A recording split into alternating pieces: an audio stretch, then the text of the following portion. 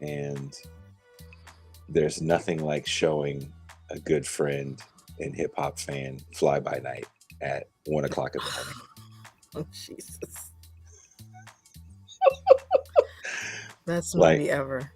I had more fun watching his face contort than watching the movie.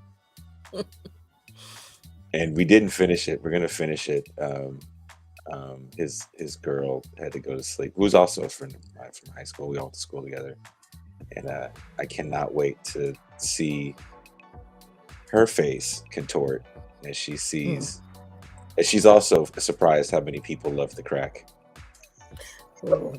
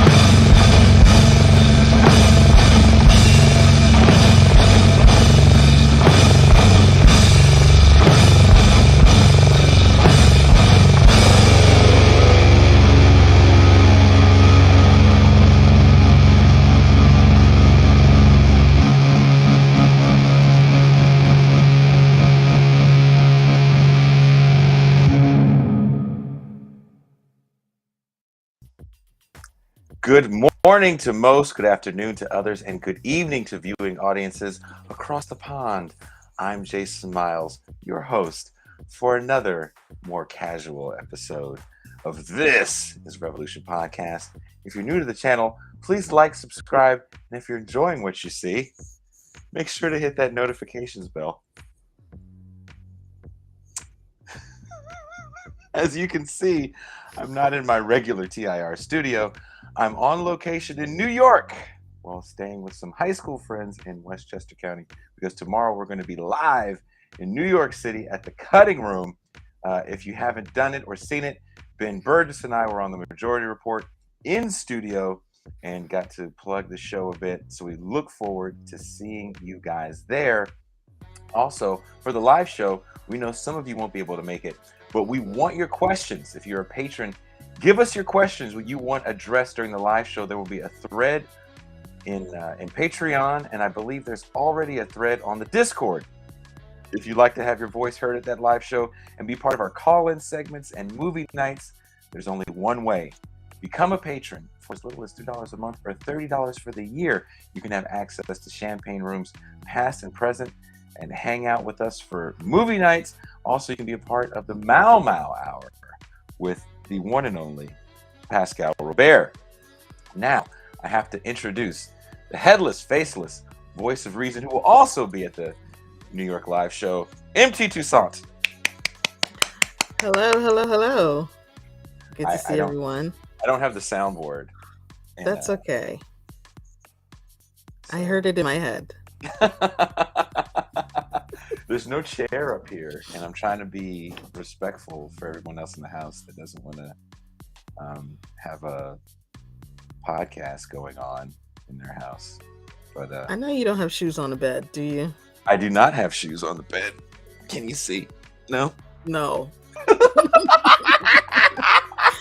Gotta get those ratings up.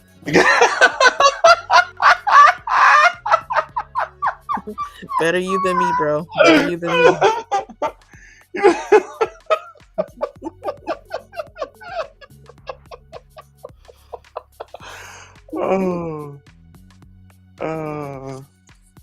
What's wrong with this? Does it look like I'm laying on the bed? Someone said, "Why is Jason askew?" I've been trying to find a comfortable way to sit, and my feet keep falling asleep when I sit, like normally. And if they touch the floor, I know you're not 5'10", so. I'm totally 5'10". Ooh. Emma Vigeland is not 5'9". She's a 6-footer. She's a 6-footer. Is that right? Yeah. Look, I found out that 5'10" is the height that men lie about the most, according to some broad on TikTok. It's the height they lie about the most on apps. So I knew you were a liar. Andy Williams says Jason in New York and thinks he's in fame.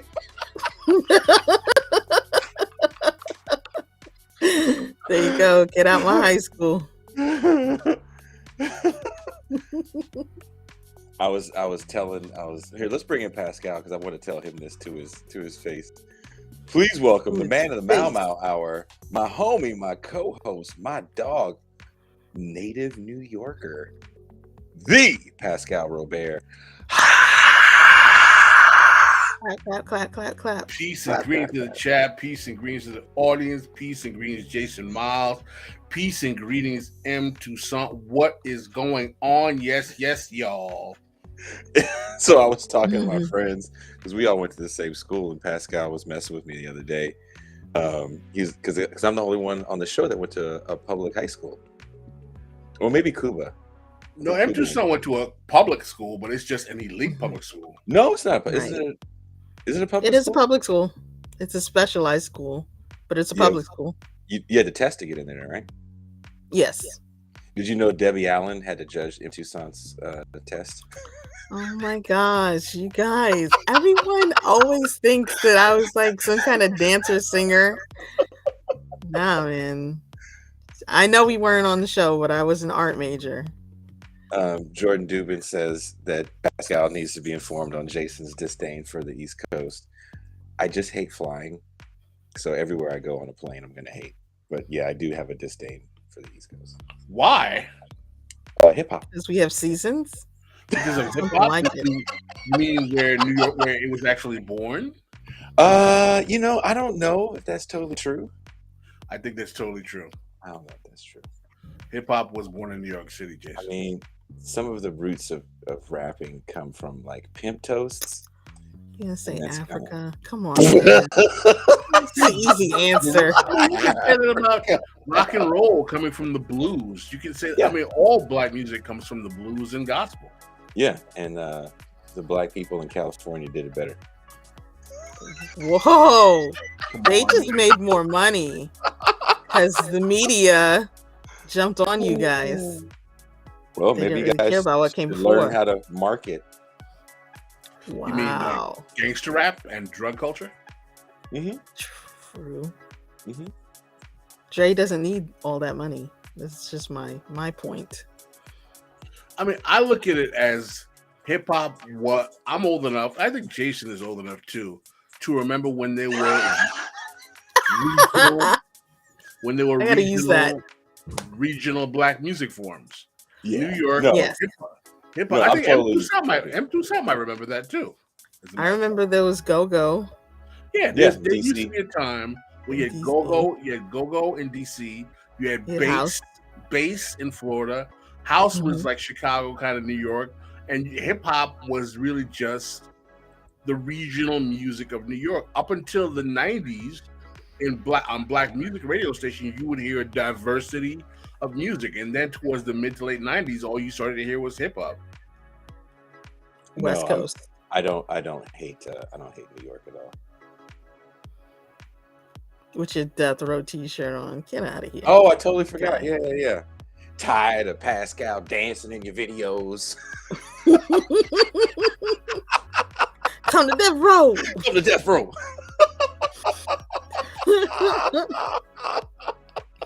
According to Keith Murray, that really bothered Suge. That Puffy was dancing in the videos? Mm-hmm. Have you heard the Keith Murray Chronicles? Puffy wasn't just dancing in those videos. He was gallivanting. He was going down the stairs like Willie Dynamite in those videos. Ooh, someone asked a good question. Does Pascal have an opinion on the book Can't Stop, Won't Stop by Jeff Chang? I have that book. Haven't read it yet. It's a great book. You should read it. Wait, what book It's very West Coast. What Can't book is Stop, this? Won't Stop by Jeff Chang. I have that book. Jeff I've not Chang read is it from yet. the Bay. So Coach Will, that comes on the show, Coach Will used to intern at Soul Size Records, and that's where Jeff Chang and all those dudes worked. So yeah, we've known Jeff and been around that scene for a long time. And that Can't Stop Won't Stop is a pretty good book. It's a very good book. It's pretty West Coast though. A good book Jeff's on from the out here. origins of hip hop culture. It's a little kind of more political science. Is In Search of the Black Fantastic. It's a pretty good book that covers the origins of hip hop. It's a political science book. I mean, I believe Can't Stop Won't Stop gets into, or one of those books gets into how hip hop is kind of born out of a gang truce. Yeah, I've heard that allegation before. I don't know if I agree with that. I think hip hop. Allegation. No, I think hip hop is a child of disco. Period. The technology, the scene comes out of disco, and the actual mixing and all that stuff comes out of the disco scene of the 70s. I mean, yeah, but the battling aspect of it. I mean, I'm not saying it's That wrong. comes from Jamaica. There's there is a Caribbean influence. There's no doubt about that. Doesn't that come from breakdance fights and hey, we're not going to fight with guns. We're going to fight with these dance moves and these graffiti wars and. Look, that dancing was not easy. If you didn't have no cardboard. Exactly. That's how you got into fame. Because they were like, look at what she's doing without the cardboard. Stop it. Debbie Allen had that stick. In this school, you're going to sweat. And Toussaint was next to that Negro with the cornrows. Oh, man. You want to see a good, by the way, if you guys want to see a good. His name was Leroy. Leroy. Yep, it was. If you want to see a good non-traditional documentary on the history of hip-hop, on YouTube there was a documentary called The Founding Fathers of Rap. It was narrated by Chuck D. It's a very, very, it actually disputes the Bronx origins of hip-hop music. Yeah, I love that. It's such a spicy take. There's people in Queensbridge who will tell you that rap started in Queensbridge. One thing I miss is on tour with Gabba when Biz and V were there, Biz and DJ Cool V, they would have these debates about like early days of hip hop, like what was the second ever hip hop vinyl. Like that's how we met Biz on the tour. We were in the back lounge. I can't remember what city we were in, and him and V were having like this very heated exchange about the second ever vinyl, and I had to stop them and was like, wait a minute.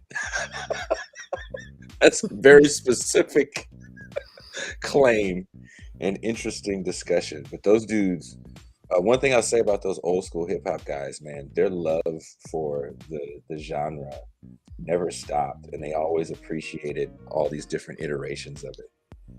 Even if they didn't like love it all together, they just appreciated it. I always dug that about those dudes. Easy to appreciate Lil Baby, even though he does mumble rap. All of his speech is mumble, honestly, but I'll take it. Pascal's a big Lil Baby fan. He likes Lil Baby more than Da Baby. There's different people. They're different people. What is it about being a baby? Why must you be a baby? Tell me why. I don't even understand this. I don't know. Well, Lil Baby was a baby in the crack game. Da Baby shot a dude in Walmart. It's totally different.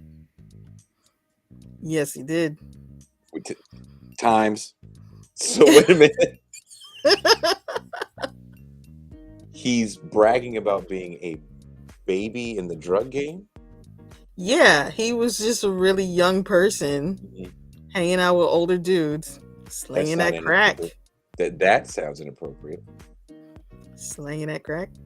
You'd be surprised how many people love it. Yeah. We really know how Little Baby got famous. Oh. And Big Baby is who now? Da Baby. Okay. It's Da Baby. He's a dude who shot somebody in a Walmart. With a BB gun? No, he killed him. Why did he do that? I don't remember. Was he trying to attack him or shoot him or something? So he was in a Yeah. Walmart and he was in the gun section, or he had a gun in Walmart. I think he had a gun in Walmart. Who Cop said is it was a ready? clean shoot, so he's good. He's on the streets. Like it was like the movie Cobra. Like They said it was a good shoot. did he come in? I've been in several Walmarts. I've Self-defense. I've been in Walmarts in different parts of North America. Never once did I feel the need to bring a firearm in with me. Costco's better. Get you a nice sheet cake. I mean, Pascal, you've been around the block a few times. I mean, Yo, open carry states, man. Cats live by different rules. I don't know where the baby was when he popped off on old dude, but you know, in open carry states, cats walk around with guns on their hips. I just don't understand why he was so ready for that level of action in Walmart. It sounds a little set up to me. Well, you know, these things become mythologists at some point. I mean, was this I in watched the the whole news that he shot? documentary. Yeah, it's like one of what, like how we know 50 Cent was shot 9 times. We know that the baby shot somebody in Walmart. He didn't catch a charge. No, I think the cops were like, "Yo, man, I wish I had to shoot this clean," and they let him rock. So basically, he walked into Walmart like Stallone and Cobra with like the match in his mouth. Okay. You're the disease. I'm the cure. This is Huntersville, North Carolina, in 2018. The baby, whose name is Kirk, shot a 19-year-old man in the abdomen at Walmart. The man died soon after. Kirk confirmed his involvement in the shooting and said that he acted in self-defense. The most serious charges were dropped in March 2019, and he pleaded guilty to carrying a concealed weapon, a misdemeanor. Wow. Huntsville, North Carolina? North Carolina. Okay, well, hey, Yeah. I hate to break this to you, New York. Fuck the Bronx, because I'm not afraid to go into a bodega, but I'm terrified to go into a Walmart in Huntsville, North Carolina. Hey, I don't blame you for the cops being like, "Hey, clean shoot." Yeah, I'm afraid too. We've never seen a shoot this clean. Wow. Cops like, man, I wish I've been trying to shoot. I shot 5 black guys. I had lost pay for a week. I had to do paperwork. Man, you just came in and bing, bang, boom. Had to go to therapy. All kinds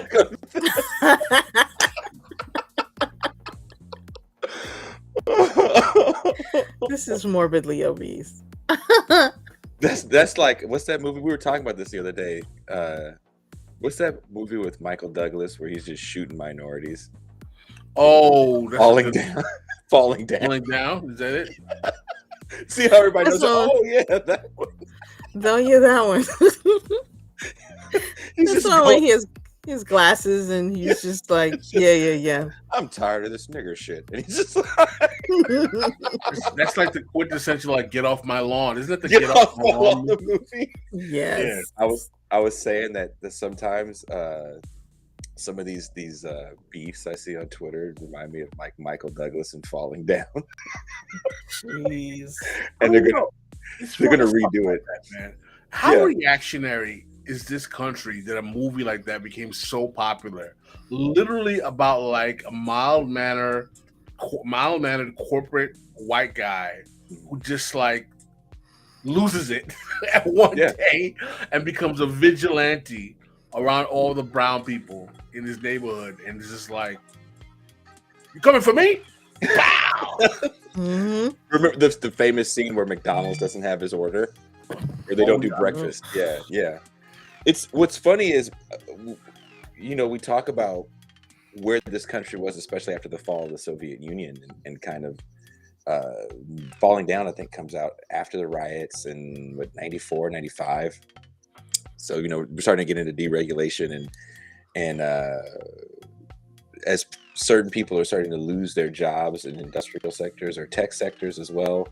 That's also in the movie Parenthood, where Steve Martin is phased out for a younger person.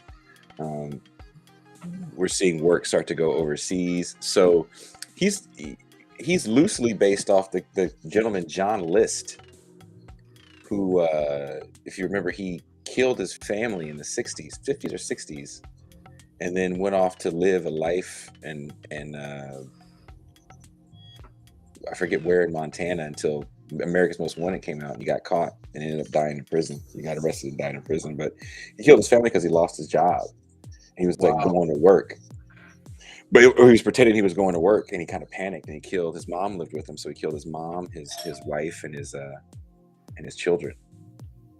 And then sent notes to the school and stuff and said, "Hey, my kids aren't going to school." Lowered the temperature in the house so the bodies wouldn't stink. Took off. Incredible. So, like, They're it's called kind of family mixed. annihilators. There's like a thing. Family annihilators. I mean, a lot of people are like, "Why do you have to kill your whole family, dude? Your Just kill whole yourself." family. Yeah, but Just it's a phenomenon. you can get sorry, my foot just fell asleep. You can get another job, homie. He panicked, Yeah. And it's also a mix of Bernard Getz. Yes. I remember Bernard Getz, man. I told you I was in high school when Bernard Getz happened. It was really Yeah. not pleasant. Not pleasant. But yeah, that movie, as reactionary as that movie was, I remember a lot of people just really loving it. Like, we should try to find a clip of Siskel and Ebert talking about how great they felt that movie was.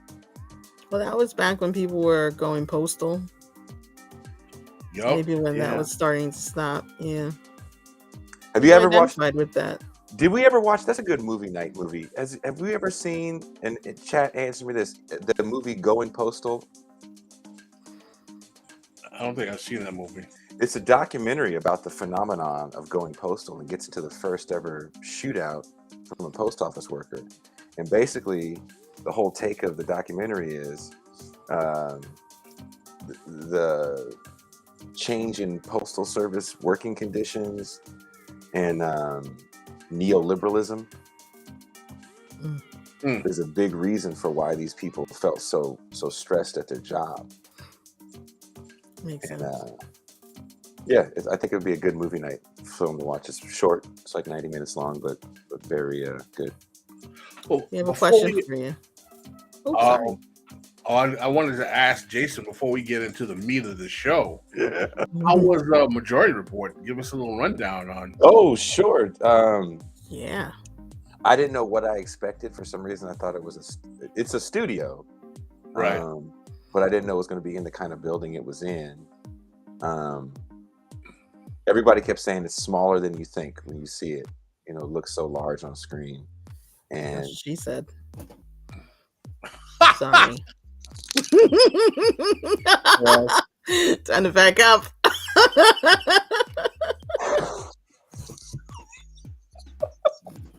I mean, come on. Yeah. That was the meanest and best placed "That's What She Said" ever. I do what I can. But I haven't I haven't been on a set like that in a while, and it kind of, it's very well lit. Very bright, very bright. I was very jealous of the lighting, and I definitely got some ideas for lights and camera setups, and I got to talk to Sam for a bit after the show. If I didn't have to come out here, I probably would have talked to him a little bit longer. Got to talk with Emma and Bradley about sports and stuff, which was fun off air. It was cool to be up there. I don't know if people are enjoying this Jason and Ben, Riggs and Murtaugh leftist lethal weapon thing. Minnie and Ivory. Yep. It's more like the Eddie Murphy and Joe Piscopo. Okay. I am dark and you are light. You're as blind as a bat and I have sight. I remember that. You're my amigo, Negro. Let's not fight. Okay. You don't remember that, Pascal? I remember it vividly. Eddie Murphy's greatest hits. Joe Piscopo said, what did he say? That was groovy thinking, Lincoln, when you set them free. Crüe thinking. Oh. So, what kind of building is the studio actually in? I don't want to give too much away. It's in a proper like Corporate office? no. Look kind of like a fancy building. Okay. Yeah, that's what He they had- said. The building. Yeah, it's a fancy looking building, and I couldn't even tell you what area it was in. I think I was in Brooklyn. I don't know, but you know what I was looking for? Well, That I swear I saw. I swear I saw the McDonald's where the Hatchet Man was. Ooh, wow. Is that in Brooklyn? I don't I remember. think it's in Brooklyn. Yeah, I swear I saw the Hatchet Man McDonald's. they all look the same. They all look the same. How big is the staff that they have in the studio? It's what you see. It's really what you see. It's Sam and and Emma. And I was actually checking out the way how they do the shots, which I thought was pretty interesting. There's no cameraman? No, because they do it all behind. That's how TV is, right? So they have set shots, and then the producer can switch. You can have a pullback wide shot. You can, okay, we're going to zoom in on Sam here. Okay, bring up this thing here. All right, then we're going to zoom in on Emma here. Okay, do a big wide shot here, and yeah, it was dope. I heard something about Matt's net worth being 1.5 million. So there's a website that I don't know how they figure this stuff out, and we were at Ben's parents' house, and they were joking about his net worth. And there's a website that says Ben Burgess's net worth is $500,000. Ben's parents from New Jersey? Nah, Ben's parents is from. Michigan? Well, that's where they left. Yeah, no, Ben. They said Ben is worth $500,000. Okay. And I was like, how does an adjunct professor make that much money? How many people do they think bought Give Him an Argument? He's slinging crack like little baby on the side. Ben didn't shoot anybody at Walmart. He ain't shoot nobody at Walmart. He got bands. He got racks on racks on racks. I mean, in Mexico, kind of. Yeah, nice. Like, he helped me out. He got my laundry. We went to go pick up our laundry, and he paid for mine, which I thought was nice, but that's not really rich. It's like $4. He got bagel cartel money. Bagel cartel. Oh, you'll get a kick out of this. So you know how we've been joking about the bagels? So we were supposed to all leave at once. And I was having crazy internet problems at my house. I was trying to upload the audio only show that aired yesterday. And I was like, Ben, man, just go without me if you can't wait. He's like, all right, I'll see you there. And so I finally get everything fixed. I leave. I go pick up the live show producer, Jordan, in San Diego. And we start heading, across the way to Ben's folks' place. And I'm like, Ben, man, we might get food. And he goes, oh, well, we got chili and bagels here. Chili and homemade bagels. What a combo. I fell the fuck out. Because first of all I could think of was Black Dynamite, chili and donuts. Oh my Roscoe's chili and donuts. That's And way so- worse. And so when he said homemade bagels, I was like, we'll be getting some homemade bagels. So yeah, the bagelness runs in the family. That's so cute. So I'm confused. Where do you go to Ben's parents' house? Where do they live? They live in California. They just got a place in California. They moved. Oh, okay. Yeah. I was confused about that. Yeah. That's why they were mad because they wanted to be closer to the good son. Oh, so he's got a black sheep brother. No, he's the black sheep. Oh, he's the black sheep. Wow. Oh, the professor's over here. The professor, huh? He went to a liberal arts school. His old man rags on him like that. Why? He should just be the barista. Jesus. Don't tell me he gets down like that. Barista philosopher. Oh, he's a philosopher, is he? He wrote a book, did he? Oh, what's it about? Being unemployed? No. Burn.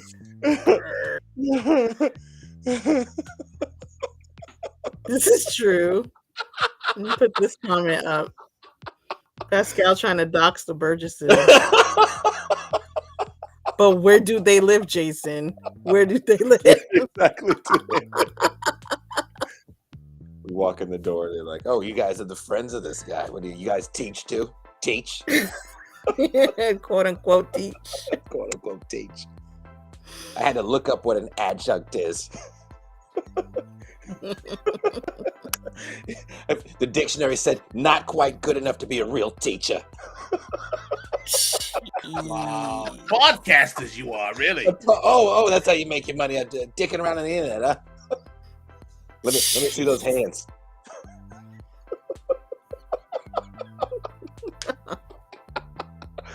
I get all excited. My wife tells me my son's coming, and then the other one comes. Brings this colored guy in here and some skinny broad. Colored guy. Colored fellow. I tell him if I wanted a guess who's coming to dinner moment, we would have moved further in Hollywood.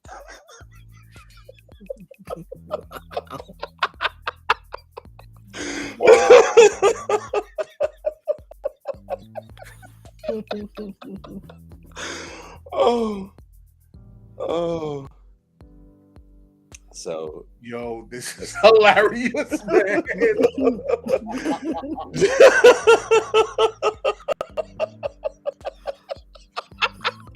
I'm so.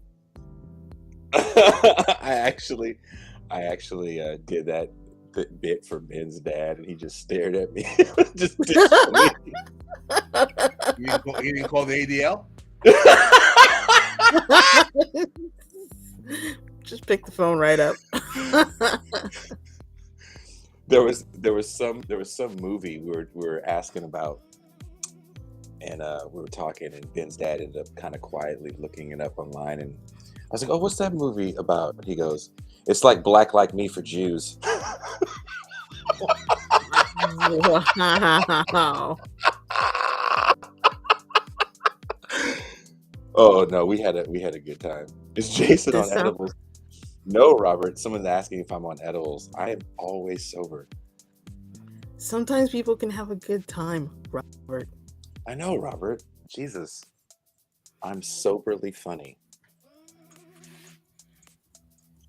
Sounds like a good sitcom, you and Bed's parents. I am dark and they are light. So they're like, so what do you think of the guy Louis Farrakhan, Jason? That's who they thought I was when he brought me in the door. Nice. See, Amy, he brings this Farrakhan guy and his and Colta or some shit. What is this? Who is this white woman?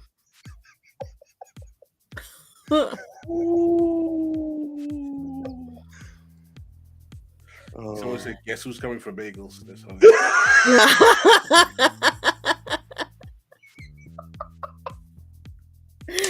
That's good. You know what's made me feel really bad? I walk in the door and Ben's mom goes, "Oh, I feel like I know you because I see you all the time on the TV." And I was thinking, "Oh God, do you see these mean impersonations I do?"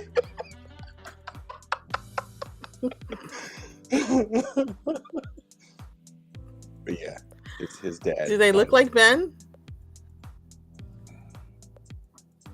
Kinda. Kind Aw. of. Burgess. But yeah, let's. I'll stop doing impersonations that aren't true of Ben's family. Will I do these at the live? Sometimes I feel bad because it's just so not who they are at all. They're gonna shut us down so It's fast. just so not who they are. But I don't want to tell any real details about them, so I'll just keep. But where do they live? Yeah, like Pascal. But no. Where were you when you saw them? What were they wearing? I was just curious. That was so weird. I didn't realize Palpatine was also Jewish. Somebody said. Oh God. Can Ben's mom cook? Ben's parents kind of cooked together. So I want to say the dad made.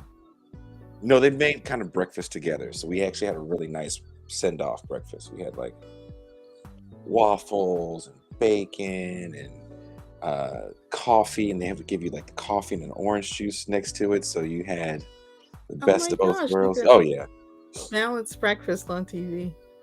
Yeah, it was very nice. And where they lived too, I won't tell Pascal on air, was very picturesque.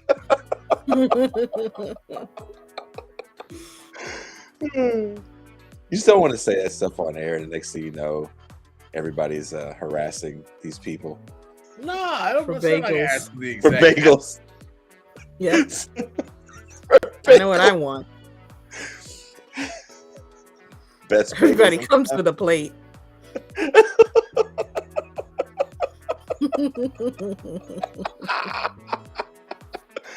So it says classic champagne room from the start. Well, this is in New York. Look, we weren't going to do a show today. Let's do that like those people did after 9/11. Oh, I do want to say this. This is some champagne room shit. So we flew out of Palm Springs.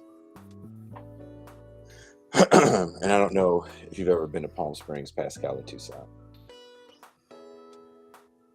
I'm assuming the silence is no, you haven't been to Palm Yeah, that's a no. I'm in Florida, man. This is Palm Springs, California, you mean?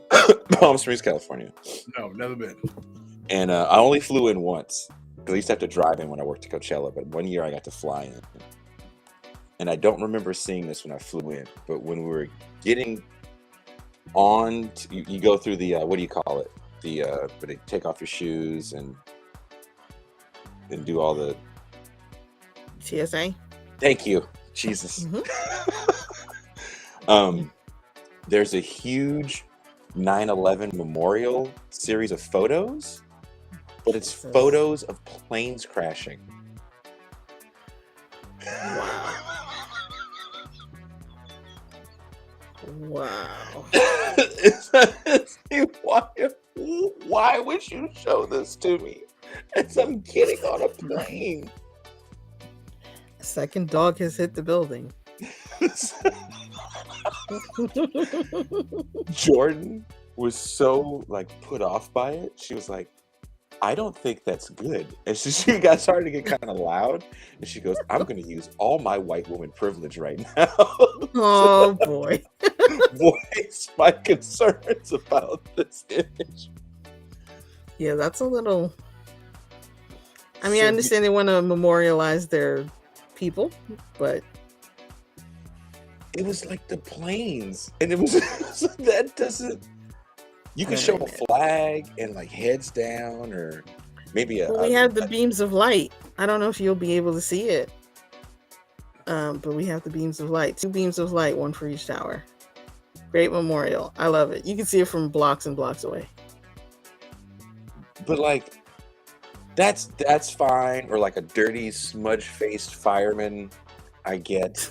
But to show like death and destruction in the sky before I'm getting on a plane in the little ass airport in the desert, And also, if you ever, I don't know how much you guys have flown. If you ever flown in like mountainous regions, it's very bumpy. So getting out of the airport as we're taking off, we're all calm, and we hit an air pocket, and it felt like something just slapped the shit out of the plane. And everybody went, "Whoa!" And then I screamed. I definitely screamed, and then Jordan had to grab me because I screamed. I'm not gonna lie, I screamed. Screamed. I love how you prefer pictures of dirty firemen.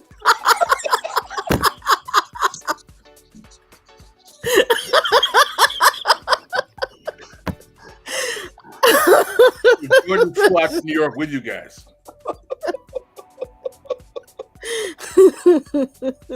Dirty fuck. Oh God.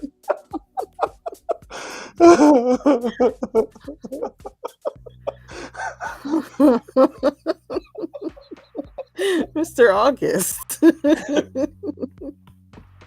There you go. That's Jordan. his Mr. August pose. How you doing? Jordan flew out to New York. She flew out to New York with you guys? Yeah. Shout So Jordan. Okay. Yeah. Shout out to Jordan for grabbing me as I went, "Woo!"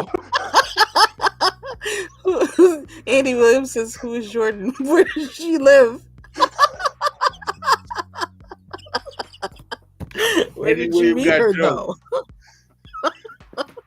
Like everything was supposed to, feeling good. They worked everything out. Like Jordan was not even sitting with us, and then they moved it where she could sit with us because there was some openings on the plane. So it's been Jordan, me, I think, and then I just remember we're in the air and we're taking off, and I'm like, yeah, okay, let's get this show on the road.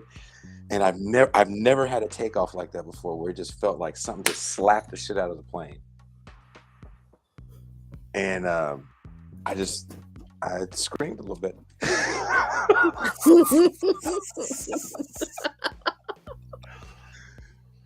And it was at that moment. Can you imagine Jason being the only person screaming on the plane and everyone else like, I can't imagine that. I Absolutely can. In my mind, I want to believe that I wasn't the only one. But maybe I was. Yeah. I just know that I did grab a hold of the seat. Oh my gosh. You put on the emergency mask. Well, I told you guys a story about when I was younger, what I used to do when I got scared. Did you? So when I was a teenager, there was a bunch of carjacking shootings and a few murders in my neighborhood. And a friend of mine had failed his driver's test. We were like 15 and 16, but his dad would let him take the car. He was my best friend. And we were going to take the car to the bowling alley. I think that's what we told his dad, but we were really going somewhere else. And so we would take the streets everywhere because we just thought it was fun to be in a car. You know how it is. Well, maybe you New Yorkers don't know because you guys don't drive around. People do drive around. Do they really? Yeah, FDR Drive. People love that. I've seen in Juice. Queens. I used to drive everywhere. So then you would understand this. You just drive around. When you first get your license or you got a friend that's got a car, you all just drive it. Don't matter where you go. You want to take streets and shit.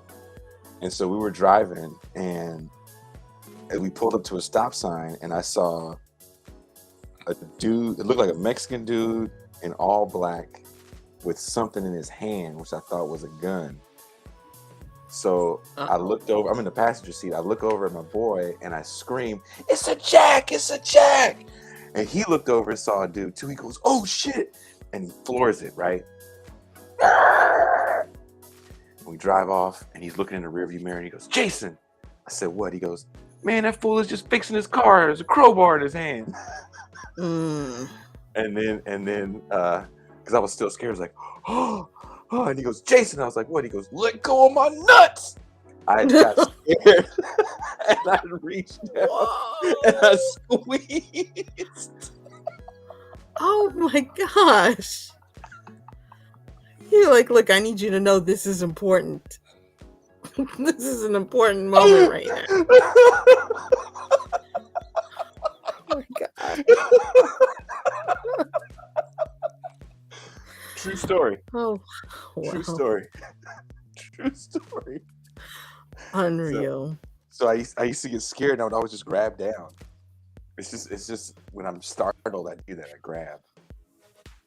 Yeah, So- man, dude was driving. That's crazy.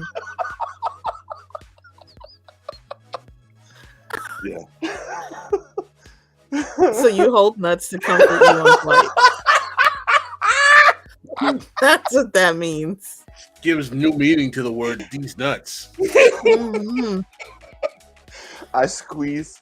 I could have shot one right out of the sack. I was squeezing the hell out of that dude. I felt so bad because I was like so scared. I was like, "What?" I was like, "Oh!" True story. Mm. Yeah, for real. You need like a cod piece or a chastity belt around Jason. So for a long time, for years after that, for years, no one wanted to ride in a passenger seat because if I hit the brakes, I'd always be like, "Ah!" Like you gotta He get one screams of for those, the rats. you gotta get that red crotch protector that dude from Cameo wears. There you go. The lead singer from Cameo. My candy, keep Jason away from me.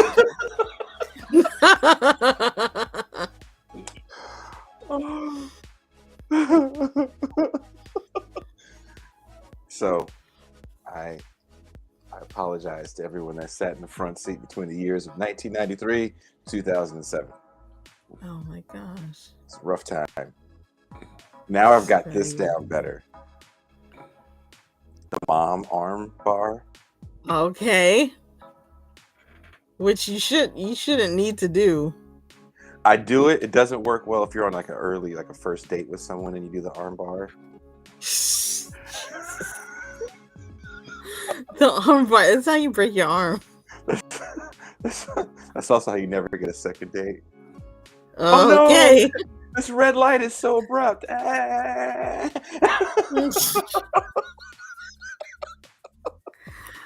Listen, Pascal, when we were in New York, we went to go hang out. We were under this abandoned restaurant thing. It's a little shanty. I don't know what it was. They started to build those during COVID for people to eat outside. So we were there, it was like midnight, and these rats just go walking across at the corner. They gotta be, I don't know, 50, 100 feet away from us. They're not next to us. And Jason just screams every time he sees one. And every time he does it, I like pull my feet up because I think that there's one right next to us. I'm banging my knee against the bottom of a table, but they're not next to us, Pascal. They're far, far away. He can see their silhouettes and their tails, and he freaks out. And he's like, It's like more Homer one. Simpson. It's more than it's just like one. It's not several. It's one mighty scream. So you say. There's one for every mouse, every rat. And those rats were strutting down the goddamn street like it was a catwalk. They were. Dun dun dun dun dun, la da dee, la da da. That's how those rats. rats going down the street talking about, girl, I'll house you. Dun, girl, I'll house you. Dun, dun, girl, I'll house you. You in my hut now. Dude, Oh my them God. rats. I swear one rat was breakdancing. It was New York rats have an attitude. One rat did this shit to me. Oh my gosh. God.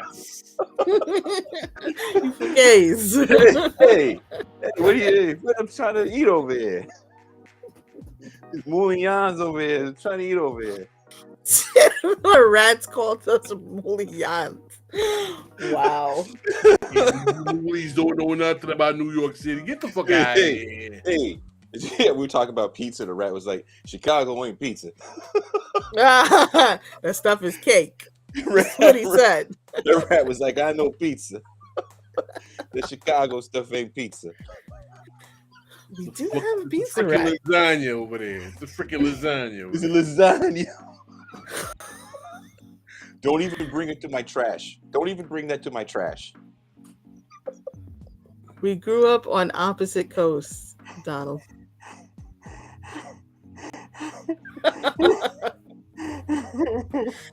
Stupid rats. Racist Italian rat. Racist Italian rats. Just racist Italian rats. Racist Italian POC rats. Persons of carbonara.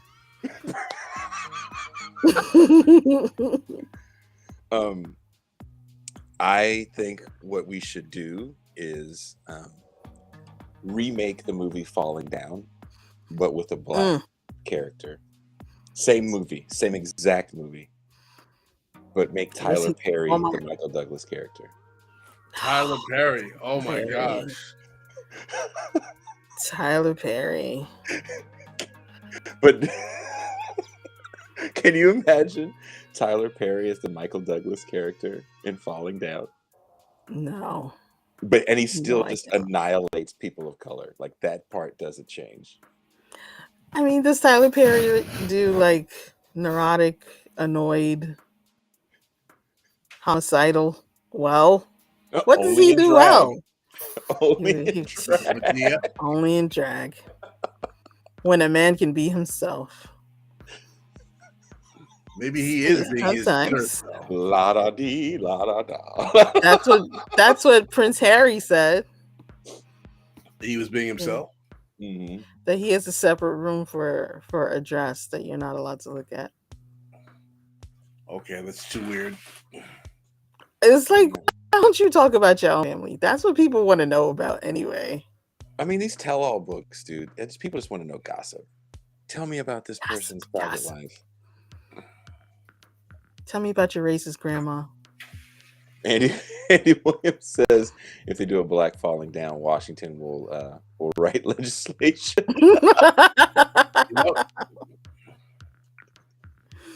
That's funny. Can you, dude, imagine a black Falling Down and it takes place after George Floyd, just like the original, but they actually make that kind of a centerpiece. Ooh. I'm telling you, dude, that would be the big. Spike Lee directs it. You still get legislation. I'm tired of you Moulignans, basketball playing, fried chicken eating. And the dolly cam. One line over. They're coming for you, nigga. You could just call the movie that. You could just call the movie that. Like Spike Lee loves having some very angry white ethnic yelling into the camera. That's what's up. He said, "That's what's up." I'm confronting racism. Are you? I saw this movie. I don't understand why there are no pictures of black people on the walls in this Italian pizzeria. I don't understand why. I used to think that in New York, black people were mad at like Chinese restaurants too. No one is mad at the Chinese restaurant. Like, white little brothers on the wall. you niggas is in here. Dragons. There's been drawings of dragons on the wall. Nobody cares. Pascal, is that how you were when you were young? You were just walking into pizza joints, yelling about the wall. Man, with my relationship with the Italian American community in New York, I was not walking into their pizza joints at all. Pascal was going with chains. Only chains. I'm going with Domino's. I'm going with Papa John's. I was something joints in my neighborhood, but they had to be marked safe territory. Is there like a sign on the wall that you knew, like a black? Yeah, I mean, you know, if they're in there's certain neighborhoods. Listen, there's certain neighborhoods just like everywhere else. You know, you just don't go. You're not going to Howard Beach. You're not going to Bensonhurst. You're not going to, you know, you just, you know that you're not going in those places. You're not going to those pizza parlors. I mean, That's I'm true. always dumb enough to go into those places, though. Oh, Jason. Hey, And then you scream. what do you, looks like you guys have pizza pies in here, huh? What do you recommend? Oh, jeez. How much for a piping hot pepperoni? Oh my Luigi, is it?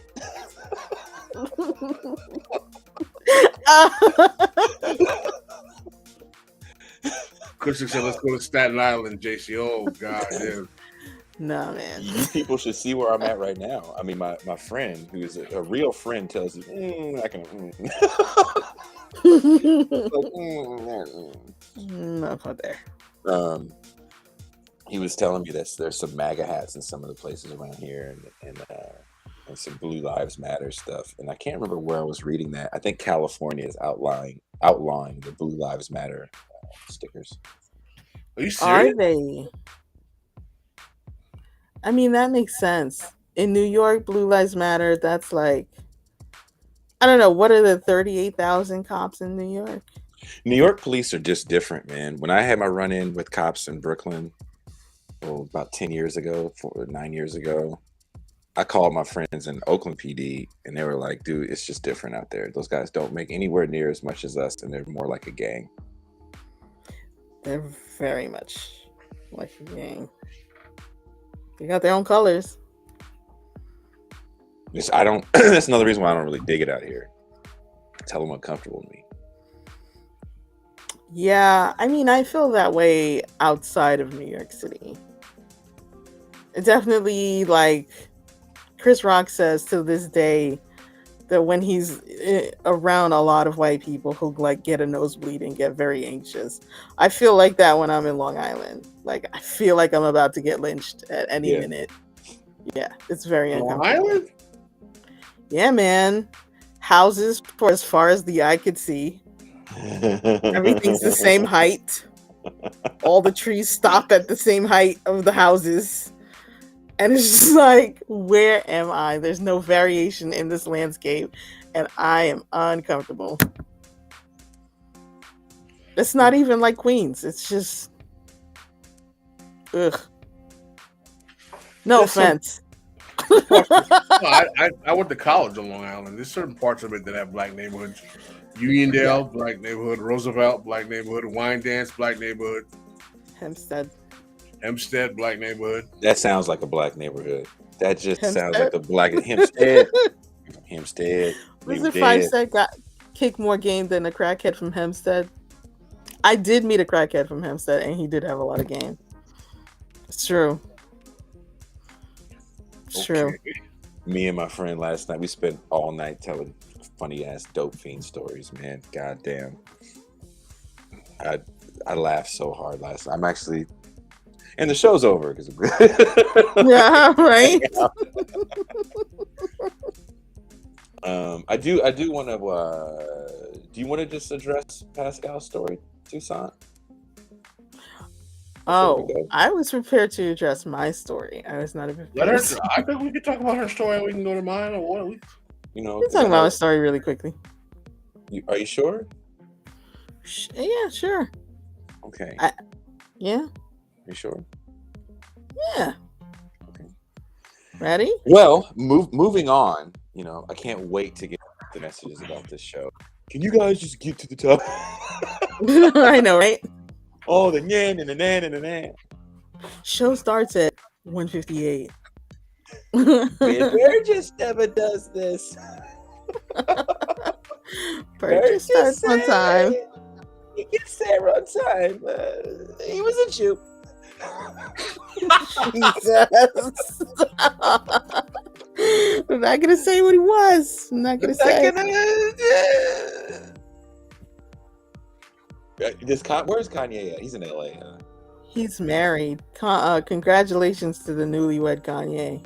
Oh, shout out to Kanye. What did he marry? He married. What did he marry? Someone who looks exactly like Kim Kardashian. Kim Kardashian. Oh, wow. Is she attractive then? I think she's attractive. Yes. Does she have money? No. To cake. What Cake. cake? Cake. She's a stick figure.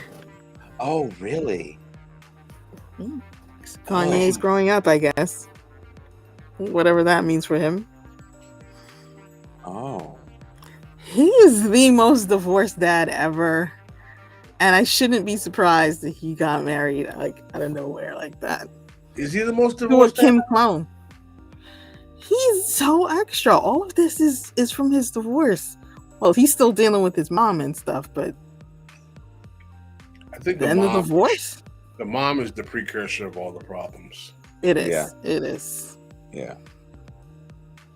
But yeah, dude. Kanye's a mess. Indeed. But he managed to get married to an attractive woman with no butt, apparently. I don't know if she has a butt or not. She looked very, very slim in the picture that I saw. And here I am. I can't get anybody to match with me on Tinder. Kanye's second time around with Kim. You getting too many matches on Tinder. That's what I think. Time around. If you had $450 million, your chances might go up too. Oh wow, I guess you're right. Should I just lie on my profile like everybody else? You're already lying. You're not 5'10". Wow. Okay, 5'11". Were you there, Pascal, when I was discussing how 5'10" is the most lied about height on these apps? I heard you say that. According to some chick on Tinder. Some chick on TikTok, I should say. Straw McCallum is in New York, and he says he's gotten 30 matches since he touched down in New York. 30 matches. I guess he won't be coming to the live show. All right. Somebody's going to be busy. Kuba just touched down too. Kuba actually touched down right before we went on air. But everybody's in the city. Yeah. Conan's here. Conan's going to be part of the live show as well. Nice. So I'm excited to see Conan. I haven't seen him. Jesus. Oh, fuck. When was the last time I saw Conan? When we were on tour? Yeah, I think I physically haven't seen Conan in a while, in years. Physically, They're all staying in Brooklyn? No, Kuba's in Manhattan. Ben, I don't know where Ben is staying. And Jordan is somewhere. Here I am doxing everybody, yeah.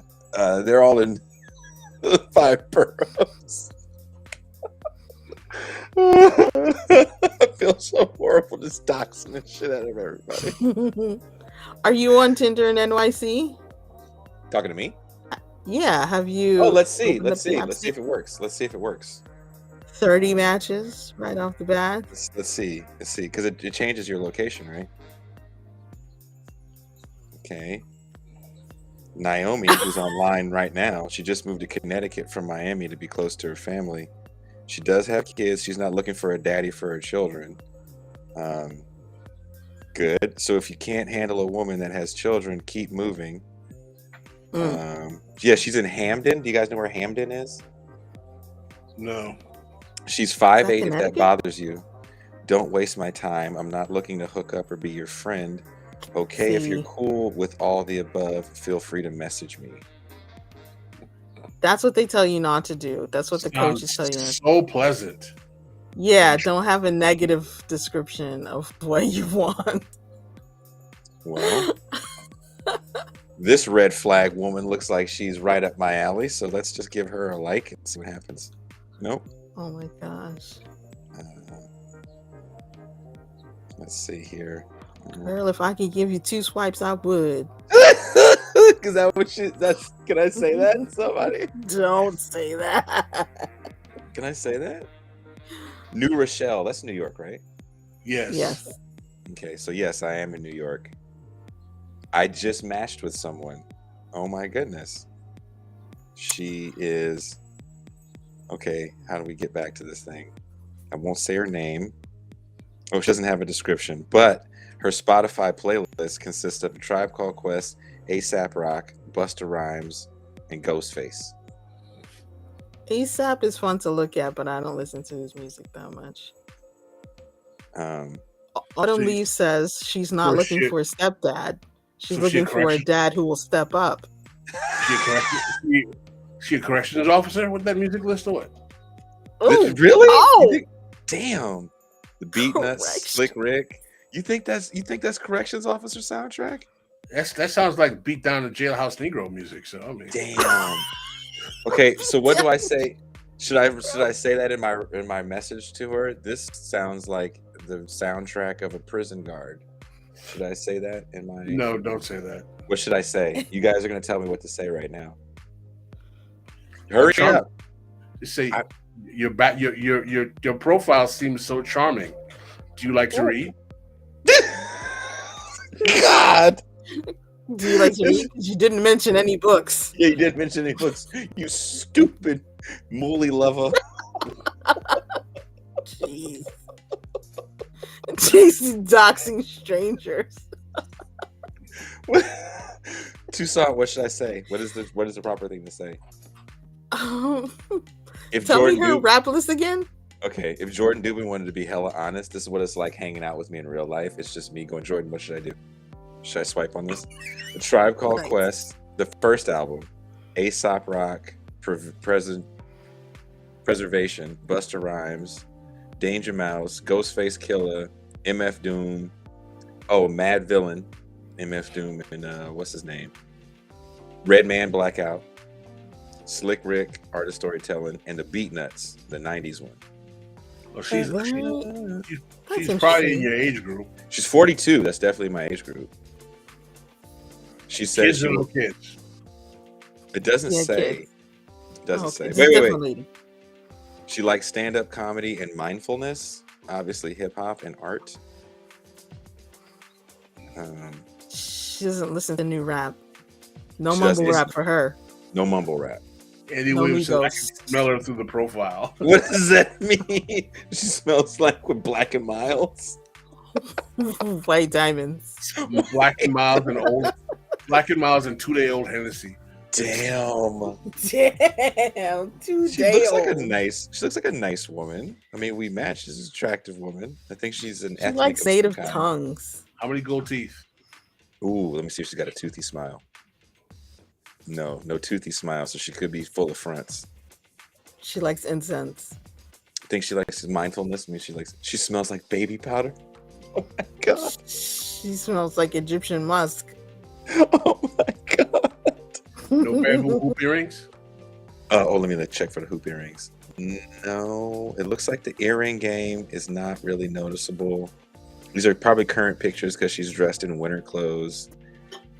She's giving you a few different looks, like haha, playful, silly, and then nigga, I wish you would is the last look she gives you. What is her ethnic origin? I can't tell. It's some What? she's some sort of ethnic, but I can't tell what it is. So she's Her dad's a GI. she's Your ethnically dad, is your dad a GI? That's from The Office. If she told me she was some sort of Latin, I would believe it. If she told me she was a mix with some sort of island person, I would believe it. She is whatever Olivia from Law and Order SVU is. She could definitely be Mariska Hargitay, who is, I think, Hungarian. Hungarian, yeah. Half Hungarian. Yes. Does Jason love racially ambiguous ladies? Yes, because then I can have What Are You Children? because he's from the Bay, man. I am. Just, That's a big thing. so what should I say? Come on, guys. The clock is ticking. Don't MIDI Oh, doctor you says love her hip hop music choices, even though you're a West Coast guy. Okay. Oh, that's way better than good. saying, "Hey, you dumb bitch, do you read?" Jesus. I thought I was on Tinder, not illiteratehoes.com. Illiterate Oh rose. my God. So I'm gonna say, look, okay. So I really, really like your hip hop. I really like your playlist. Your playlist, even though I'm a West Coast guy. Do I put a smiley face next to that? No, please don't. Yeah, Toussaint, smiley face. I'll go with Pascal in that, so you Don't smiley face. Should I put a fist? She's already kind of like, he's West Coast. Okay. True. That's what I would Okay. do. Oh wow, so she's already called me a pussy, is what you're saying. Somewhat. You wear Vans. You wear, You wear low sneakers.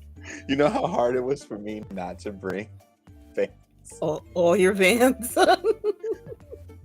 Because I get so annoyed at the airport taking off my shoes. I didn't bring my boots, so I knew it was gonna be cold.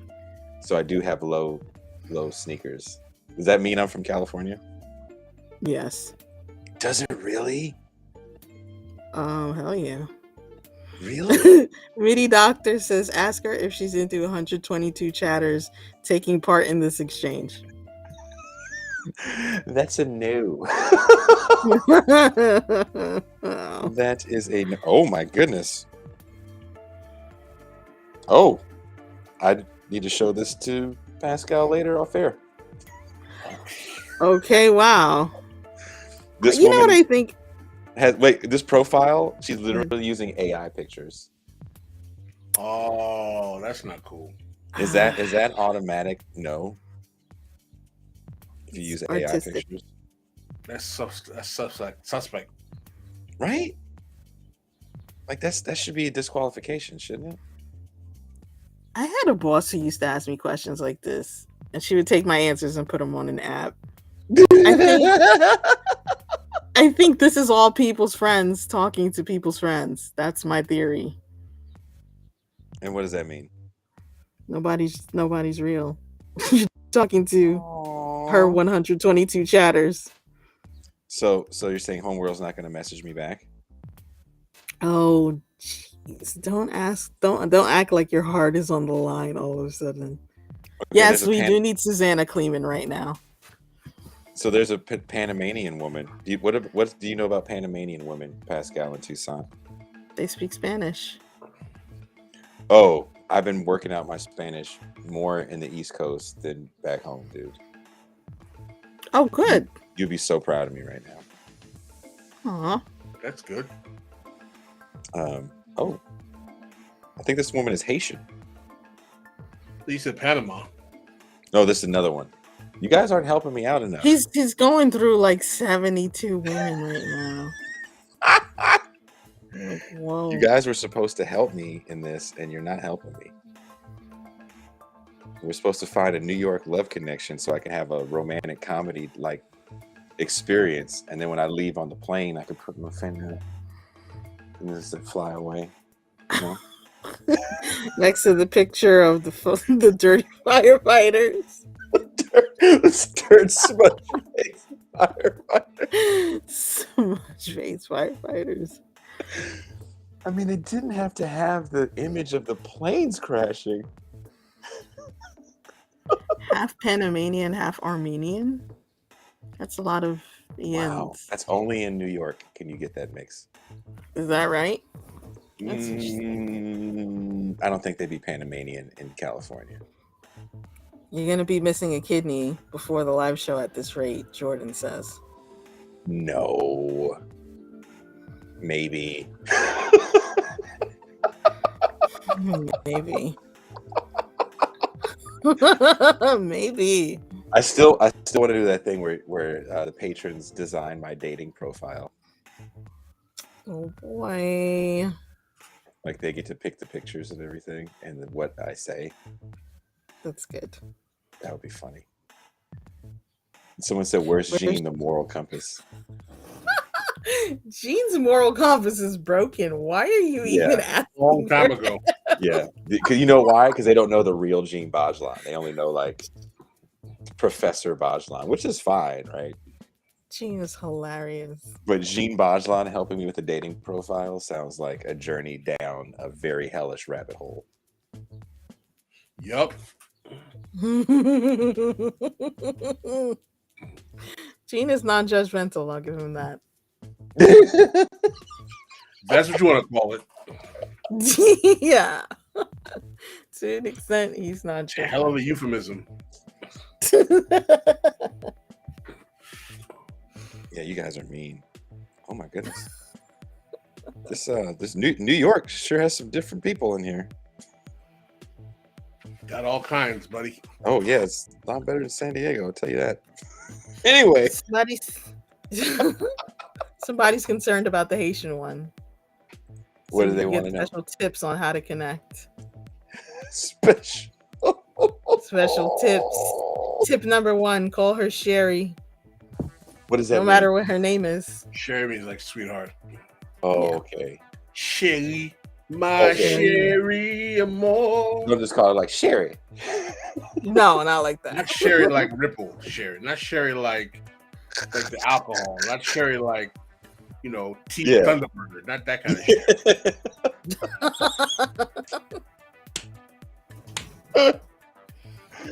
Okay. Like Sherry like cooking wine.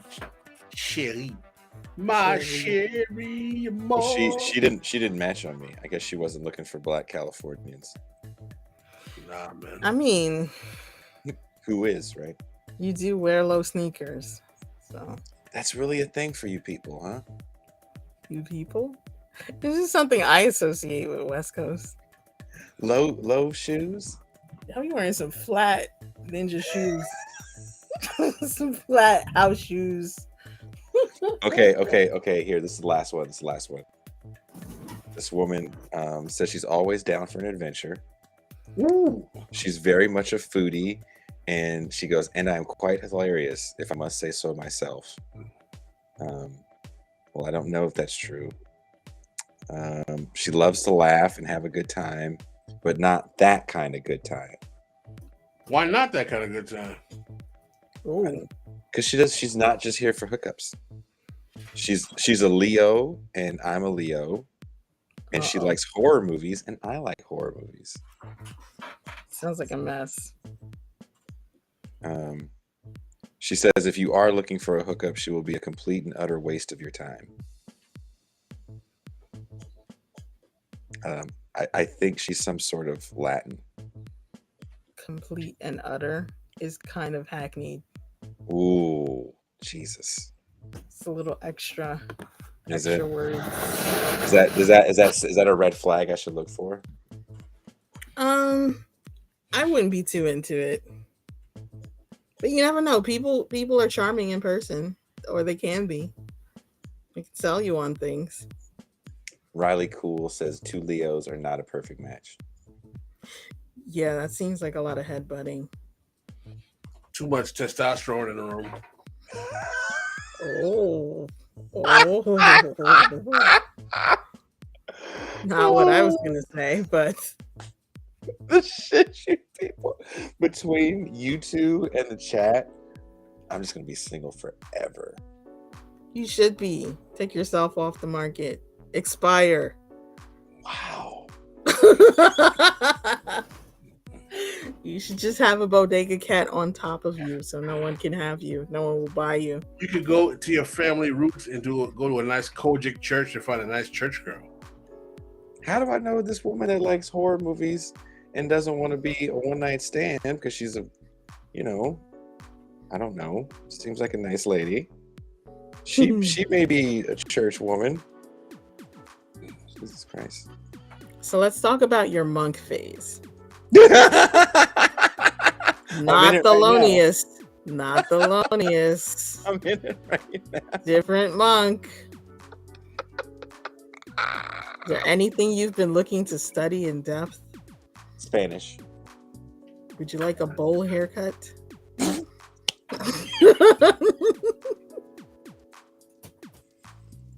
God, you guys are mean. Okay, look. Before we go, I do want to do this before we go. Florida nixes African American history. In the state's latest crackdown on how race is taught in schools, Florida education officials rejected the course from being implemented in classrooms as the College Board this year launches a pilot program for its development. The Florida Department of Education left the door open for possibly accepting the course eventually, but only if the content is tweaked to meet state guidelines. Quote, in the future, should College Board be willing to come back to the table with lawful, historically accurate content, FDOE will always be willing to reopen the discussion, state education officials wrote in a January 12th letter to the organization, first reported by National Review. The College Board conducts the SAT exams and advanced placement programs. MT, why is Florida not accrediting African American history? I think they've decided to once again expand what they consider the critical race theory hell basket to include this AP class on Black history. Mm-hmm. I mean, it's DeSantis we're talking about here. Well, why would they say it's unlawful? What's unlawful about it? Well, one second, let me pull up. Hold on. Tell me, MT. What's? It's too woke. Oh gosh. The way the courses were framed, Mm-hmm. I read the analysis that was in one of the local papers. They were basically saying that these courses can be perceived to be under the rubric of critical race theory because they're dealing with subject matter that are not specifically defined as exclusively Black history. Some of them are dealing with intersectionality as well as other subject matter, which is the allegation. But part of the problem is that when you use a broad category like critical race theory as part of the fishnet to catch anything that violates this kind of anti-woke statutory conflagration, you open up almost any aspect of Black history that talks about race or racism or Jim Crow to being negated, because part of this mandate talks about how anything that might make certain groups of people feel like they are inherently racist or others privileged, that could be such a broad territory that anything that talks about Jim Crow, race relations, segregation might be viewed as outside the mandate of state law. So once again, this whole anti-CRT movement really comes out becoming an anti-Black history course phenomenon. It puts it all on the table. Their Individual Freedom Act created new protections for students and workers, protections, including that a person should not be instructed to feel guilt, anguish, or any other form of psychological distress due to their race, color, sex, or national origin. So anything that could make someone feel bad about who they are, some parts of their identity, needs to be excluded from the curriculum. I mean, I'd like to hear what you guys think, Jason and MT. I don't think that the goal of teaching any kind of history, Black history or otherwise, should be to impute guilt on anyone, because whether they are white or anything else. But at the same time, fear of having kids feel bad about certain elements and aspects of honest aspects of American history should not be a motivator to have us deny that history being taught altogether. That's ridiculous. And that's where we are in Florida with the sanctimonious. We do have a tweet from a representative in Florida. What do they say? On the screen oh my goodness, you went there. Sounds like you're actually there. producing the show. You're so lucky I don't have the soundboard to throw a comment. So Chevron, quote unquote Chev Jones, says this political extremism and its attack of Black history and Black people is going to create an entire generation of Black children who won't be able to see themselves reflected at all within their education or in their own state. Well, I mean, I agree. I think the backlash from this we don't want to teach Black history at all shit is going to blow up in the face of the Republicans, but it definitely riles up the political discussion and gets people ready to vote. Do you think it kills DeSantis' chances of presidency? No.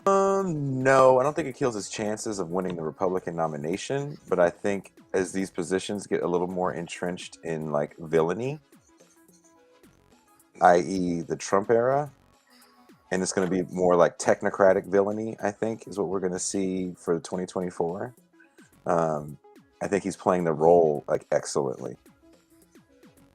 Mm. You know, this Negro history is a problem. Jason needs a Taurus. Oh my god! I look down and I'm car? like, yeah, I'm like the car. I have a Hyundai. The car. But yeah, it absolutely cuts out a huge part of everyone's education when this is the case. When they allow the parameters to be so broad, you can include anything and exclude it. Include anything and exclude it. Yeah. But it definitely it just riles up it riles up a base, but it also riles up attention to something that people aren't paying attention to. Right? I don't think the average American gives too much of a crap about the political discussion until closer to voting season. But when they do stuff like this, everybody's eyes starts to get centered, and then people start having kind of the wrong discussion about shit, in my opinion. I think Because this it's a very situation- emotional. Yeah. Sorry, I'm sorry. Go ahead, say again. Yeah, well, this situation is right for that. Because this is really one AP class that we're talking about, but it's like slippery slopes all over the place. I mean, that gets you a headline about Go ahead. Okay. That gets you a headline about Black History Month being excluded from Florida curriculums. Go ahead. I think racial polarization is I don't want to say increasing, but I'm finding that racial polarization is starting to obfuscate like even people's political roles. Like we talk about with the LA City Council, how there was people like protesting the fact that Kevin De Leon was attending council meetings, so they couldn't even vote to do things like extend the moratorium on evictions in LA, because people had to, hold steady to these kind of trivial stances on like, oh, he's a bad person because he was in a room or said something that I don't like, even though he's trying to fight for legislation that would literally house people in a facility that's empty, and those people will be Black. So I think a lot of this racial stuff kind of scares me, to be honest with you. I think it's actually kind of scary. I think it's problematic, right? Because obviously, we all know that this stuff is a ploy to take away people from dealing with material issues that challenge their life. And culture wars is always a tool, whether leveraged by Republicans or Democrats, to deny people actually demanding the policy they need to improve the material conditions of their lives. But what is dangerous about the current political moment is that the Republicans, because they've been able to capture so many state legislatures, are so willing to go to whatever extreme possible to see their culture wars manifest into actual policy, that it basically creates a politics where now culture wars become real political issues and with real dire consequences. And again, we're stuck in this cycle where the debate is we got to fight to keep the fascists out of power, instead of what can we get from whatever party we want to vote for that's going to change our lives. So we're stuck in this vicious cycle that starts in 2016 that continues now again for the third election cycle.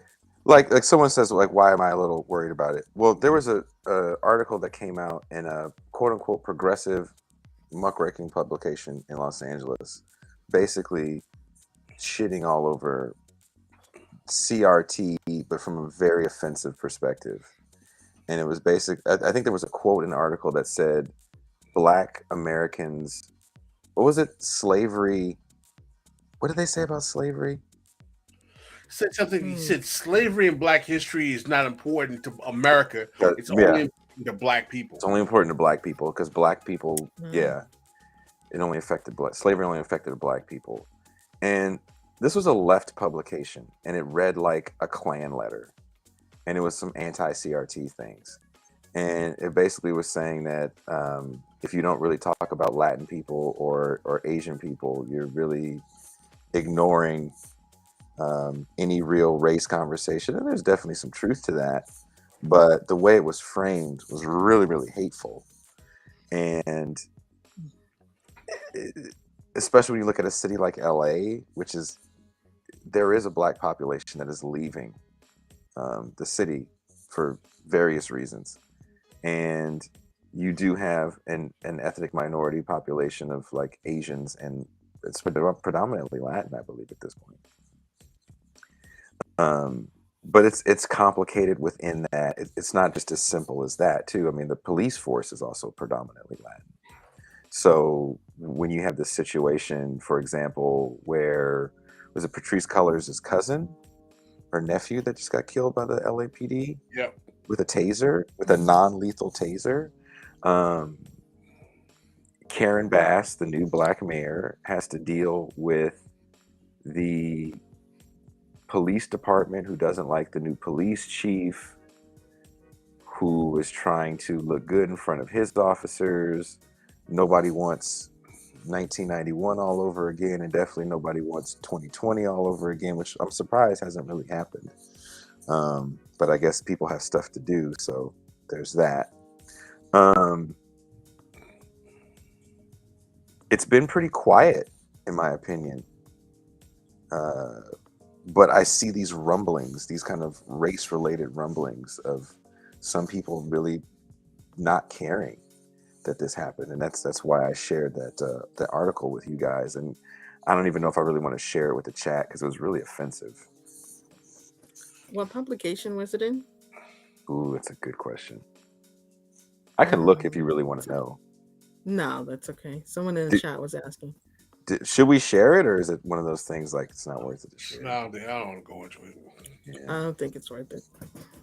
Like, it was like highly offensive. But I did, yeah, come across that too. No, it wasn't in Compact. It was a local, it was an LA thing. And have you guys heard anything about people really talking about the police murdering this young man? I've seen some social media traffic about it. I don't watch much television, so I don't know if the mainstream news is carrying it. But I've seen some social media commentary. I've read some articles talking about it. Hey, Adam, appreciate the super chat, because this show will definitely get demonetized. Yes. Thank you, Adam. It means a lot. Can you put this on the screen? This comment on the screen, Toussaint? Which one? This Kush look.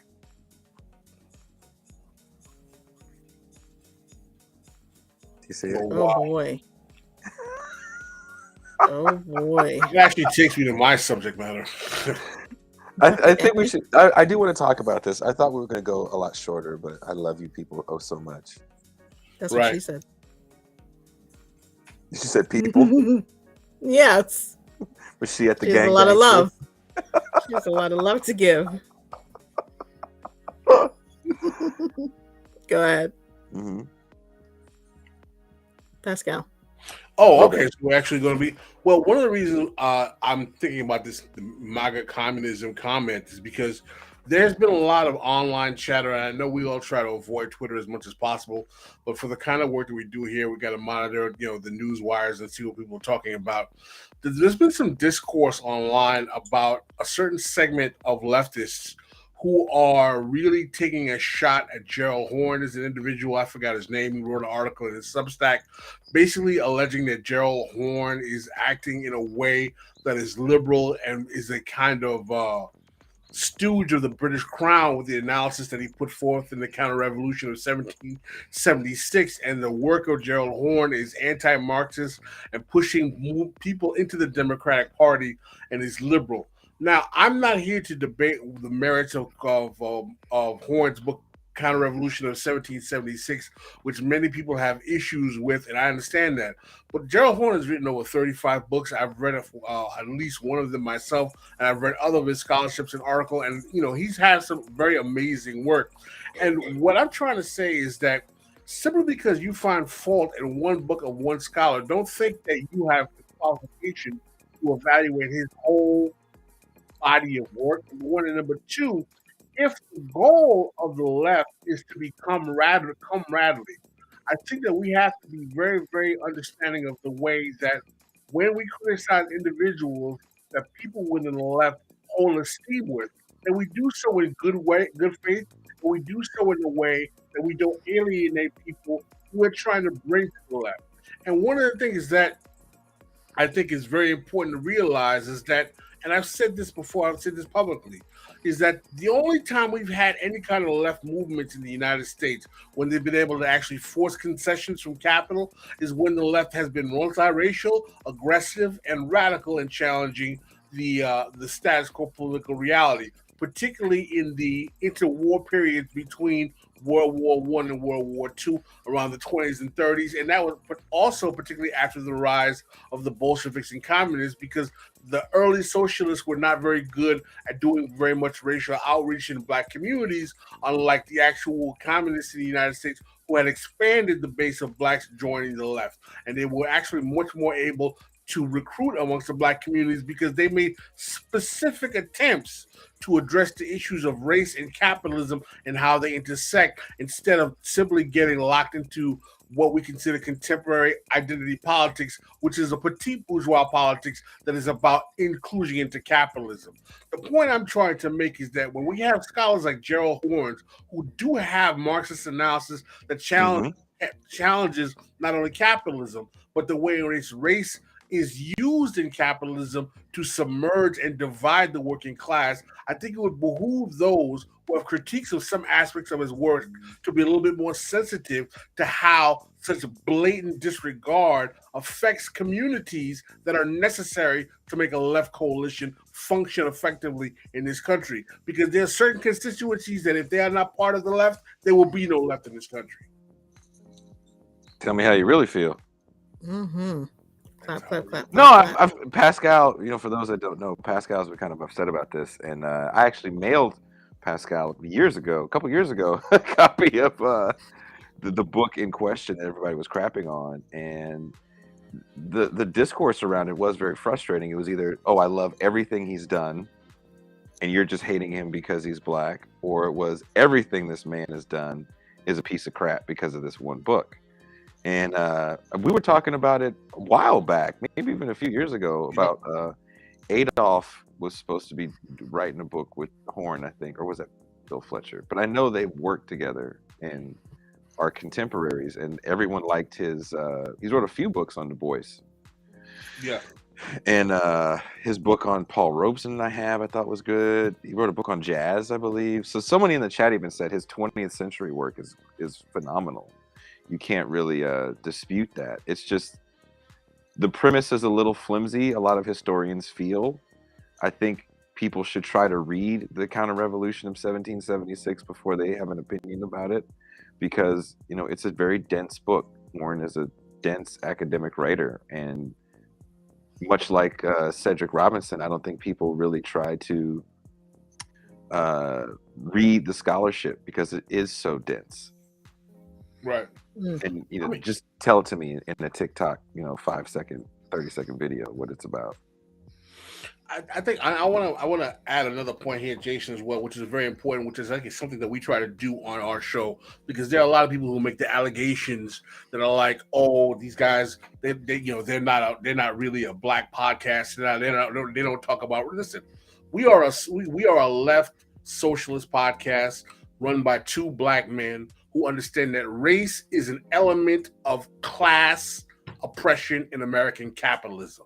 We've never said that this is a black podcast, but we talk about black issues on this podcast because we realize that race is an element of class oppression in American capitalism. And as two black men, and also MT being a black woman, we understand and have experienced how that actually works. That doesn't mean that we are into identity politics, because making that obvious Marxist or materialist reality and analysis does not mean that we are into petite bourgeois identity politics, which is actually about using race to include yourself into the function of capitalism. It's about us us realizing that oftentimes the left fails in its ability to realize how race is a crucial part of the oppression of capitalism in this country, and we choose to accentuate it here sometimes in order to remind people that that has to be discussed to make sure the coalition we have in this country to challenge the capitalism actually comes to be.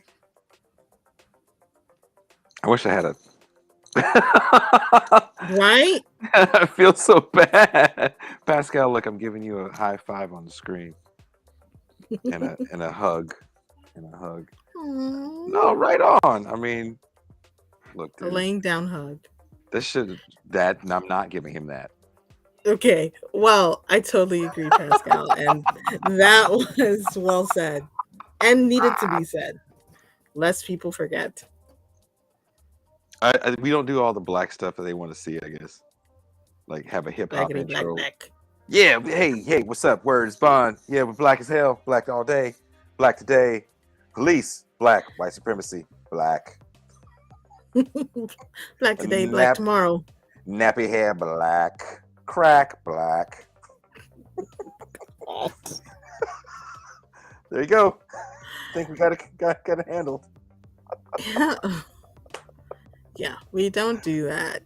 It's been done. Yeah, there's people that do it well. We'd like to offer something else. If you guys would like to listen to the Diamond and Silk of Left Politics, I'm sure there's a show out there for you. Oh my God. They will black it up for you. Black.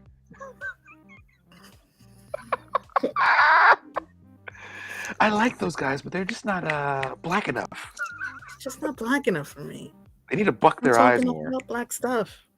Look, I talk about the baby and Lil Baby. Is that not enough for you people? That's not enough, dude. We have to have like 18 shows on Kanye West. I want to do a show on Young Thug. What about him? Crickets. Complete silence. But no, I think we should talk about Atlanta. I mean, I think we talk about. I mean, I have a whole. We have the Mama Hour. We have had some of the best shows we've done. Or I think that we talk about race and capitalism better than a lot of other people. Quite frankly, it's just that we have a broad perspective of issues that we cover on our show. We have other guests we have people like Gene who do their own shows. We have people like Vaughn as a guest, Burgess as a show.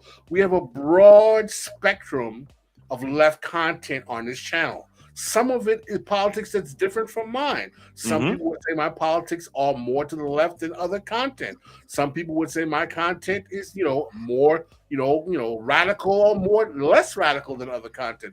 The bottom line is that the purpose of this channel is to be a broad introduction to various elements of left thought to communities who are not familiar with it.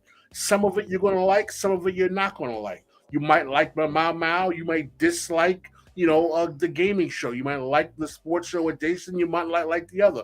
But the bottom line, understand that this is a channel where Jason and I and Gene and Kuba and MT come to bring you content that is relevant to the realities of the world today. And we do not deny or negate the fact that we are two black men with MT who are running this podcast with cohorts who are also helping us do that. But at the same time, we keep a broad audience and we keep our focus broad. And that's the way we function in this show. And I really think that people who have issue with that, you can address us personally and we'll deal with them.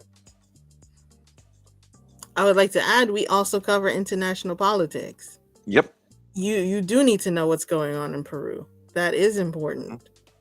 We do have solidarity that we need to build and encourage with other people. And sometimes that's just about giving a damn. Caring enough to know what's happening where someone else is.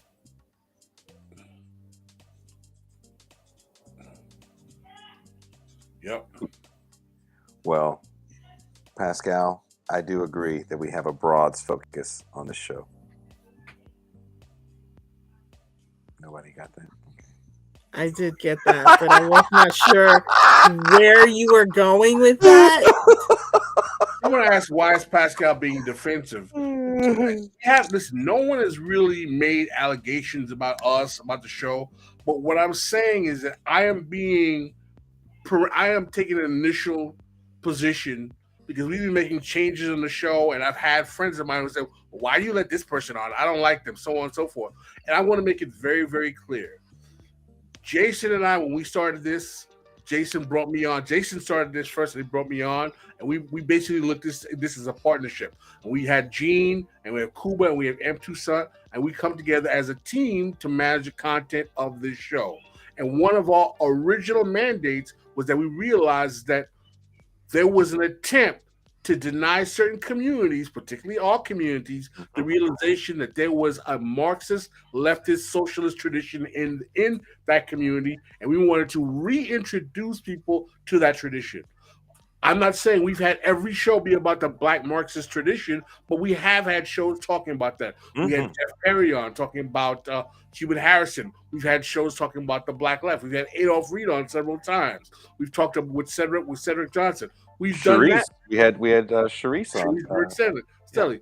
But my position is to let people know, as our network grows, you might see different faces that are not melanin filled. But at the same time, don't think that's going to dilute us from the agenda that we've set forth or change the nature of this channel, because we're exposing and opening other voices to the network and the channel as well. And shout out to Jeff Perry, which was a very Pascal put me on to Jeff Perry and his Hubert Harrison books. We got the ability to interview Jeff Perry before he passed away. He was actually relatively ill, if you remember when we talked to him. But I'm really glad we got to have that show. So shout out to the late Jeff Perry. There's a lot more we can cover. Cyril Briggs, Claudia Jones, George Padmore. Listen, we are bringing people in. Black History Month is coming. We're trying to have a few shows talking about race and class in Black America. We just had a very good show talking about the Talented 10th and eugenics on Thursday. I hope you guys checked it out. A lot of people like that show. We had some sound issues, but it was very good. We have not deviated from our original mandate. We've just broadened the spectrum, and we've made alliances with people on the left. Let me make this very clear, and I want to make this clear as well. There are people who criticize us because we've made alliances with people like Majority Report or Left Reckoning or Ben Burgess or Doug Lane. Let me make this abundantly clear. When me and Jason started this and no one knew us from a hole in the wall, it was all those alabaster leftists that opened doors to us, that were friendly to us, that aired our content, that invited us on their shows, and were very willing to help us grow. While certain other networks of people who were melanated didn't say a peep. Would not F with us. No, that's very true. And that doesn't mean we agree with everything everybody says. Ben and I have disagreements. I mean, we live next to each other now, and we have discussions, and they're not always, we're in agreement with each other. But I think one thing we do on this show well, as Glenn Greenwald pointed out, was we're able to have a discussion without throwing people away totally. That's very important. It's extremely important. Leftists don't throw people away. That to me was the crux of this whole thing about Gerald Horne, which can get divisive for some people on the left, and I don't understand why. Because again, I think the man's written like 50 books, and there's a couple of them that we might be like, I don't like that one, or I don't know if I agree with the premise of that one. But I'm not going to sit here and lie and say I've read all 50 books. I've read like 3 of the shorter ones. I'm not even going to lie. So to throw that man away, I mean, I had a good conversation with Gerald Horne. I think Gerald Horne's a very interesting man. I think there's a lot you could learn from a person like Gerald Horne. So to try to throw him away or cast him out because you don't agree with that one premise of the 1776 book is kind of silly. As Pascal was saying off air, it's the same thing that we see with the Zizek that's going on right now. Yeah. So let me know when anyone's ready to throw away Howard Zinn, because there were errors that might have been made with the people's history of the United States and people maliciously attack you. Do you think the culture is a little different and Zen died before Twitter, man. that cultural Part of change. it is Twitter, the nature of Twitter, and any charlatan can write a Substack and all of a sudden become the bane of a whole part of the left.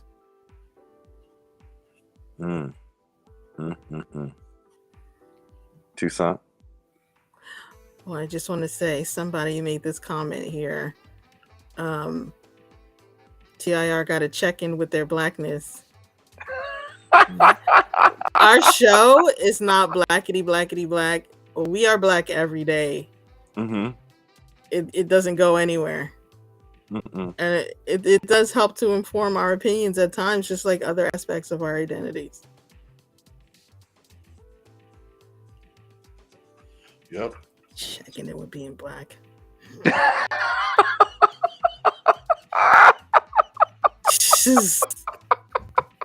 Born always got something slick to say. There's always one that got something slick to say. Isn't she from New York? Is she coming to the live show? Born? I don't know. It's a good question. For those that aren't coming that can't afford the live show or for whatever reason, but are in New York, I'm going to be loitering out front. So if you come by and say what's up, definitely going to be loitering out front. Oh, nah. I'll keep my mouth shut. I wouldn't say it's people that are keeping us on the sidelines per se. I mean, sometimes it's just like not effing with somebody, not helping, which people reserve the right to do. Oh God, there was a woman that did say that I didn't have enough viewers. Oh, who was that? She was nice about it, but she was like, I can't do this. I can't remember. I'll find her name. But yeah. Yeah, people were trying to, I don't want to say cancel Zen, maybe some more so taking shots at the book, saying it didn't have the best sources. That's like a 1,000-page book. I mean, what did you think about Howard Zinn, Pascal? That's a thick book. I like the book, as a matter of fact. I mean, I really just don't think that you can just writing a book is hard. I just don't think you can just dismiss people because you disagree with aspects of the work and just totally. I mean, it's really, really discouraging to me. I mean, I was very, very, very upset to see how people were going at Horn, man. And I was like, yo, man, this is really, really ridiculous, man. I just see the way that these kind of attacks are being, those personal stuff. And I was just like, yo, this is absurd. Yeah. This is a guy, and many people got introduced to the left through Gerald Horn, got introduced to dialectical materialism and Marxist history through Gerald Horn. So, yeah. What did he say? Somebody, Timothy Connerson says, getting MT angry before the live show. That's right. Born. Are you going to be loitering? Are you loitering with me out front too, MT? I don't know if I can loiter. I don't know. I think my loitering days are kind of behind me. I'll get you a 40-ounce. Oh my God. Will that help with the loitering so you can have it in a paper bag and everything? Uncommon Sense 23 says, always appreciate the content. M. Toussaint Peru is cool, but we might need that Young Thug show. Yeah. We're going to be doing some more music shows. I talked with TIR the other day, and I was like, dude, let's do a show on the Big Four hair metal. And TIR was like, I'm all in, because we were having silly Jason and TIR conversations about 80s guitar players. So we're definitely going to do some more fun and music shows. We're definitely doing a hip-hop themed show. I'm trying to get a hold of Napoleon the Legend and Justin Hunt, which I think would be a great hip-hop themed show. Every year I always want to do something for February and always fail to the point where it's kind of been a joke to not have Black people on in February. But this year I think we actually are going to have a very interesting February. And I think the eugenics show And Pascal's upcoming Mau Mau is going to be a good precursor into what lay ahead in the coming months. Indeed. And also, before we go, MT and I are in the latest issue of Sublation. Yay. And what was your piece? My piece is about Black History Month. Oh. Yes. How I feel we need a new, refreshing take on Black History Month. Because the same old ain't going to cut it for the new millennium. Black History Month is 100 years old. Maybe we need to take a different approach. Interesting. So, send me a copy when it's published. It comes out Monday. And now I want to be referred to as Jason Miles' columnist. No? You did a death drop on the bed.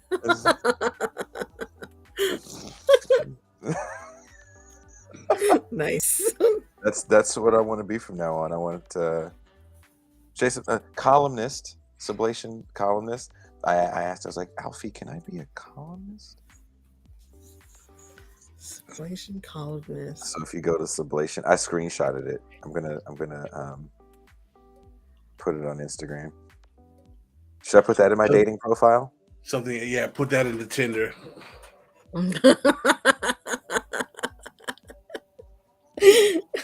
He meant in the fire.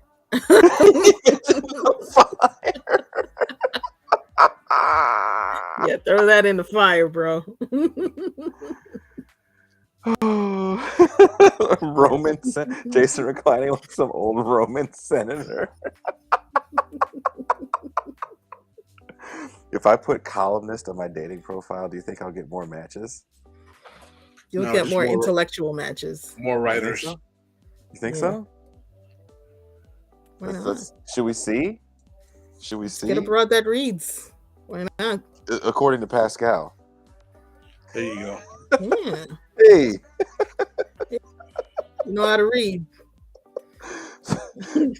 Sorry about the window glare, guys. I can't. I'm sitting on a bed, and it's Anyway. Someone said if you're looking for white women in Berkeley, sure.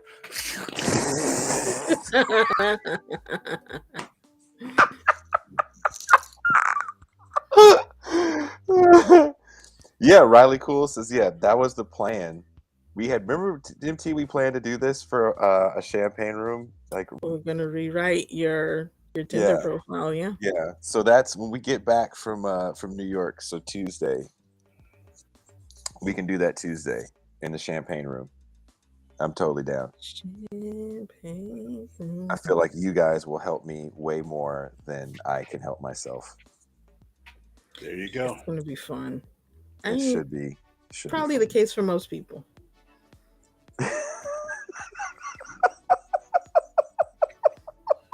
Oh my gosh. Can you?